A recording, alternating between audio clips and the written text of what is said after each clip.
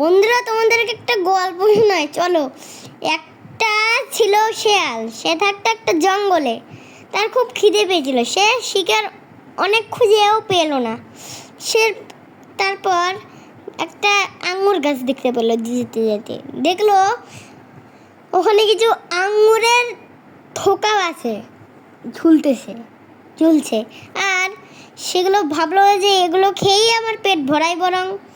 আর পর ওটা বহু চেষ্টার পরেও একটাও পারতেই পারলো না। বললো ধের শুধু শুধু আমার সময় নষ্ট হইল, এটা আমি না পেলে, ভালো জিনিস না পেলে ওটা খারাপ বলা উচিত। এরপরে বারবার একটা কথা বলতেছিল, আঙ্গুর ফল টক, এটা বারবার বলছিল। তো না বন্ধুরা, আমরা এই গল্প থেকে শিখলাম যে যেই জিনিসটা আমরা পাই না সেই জিনিসটাকেই আমরা দোষ দিয়ে থাকি।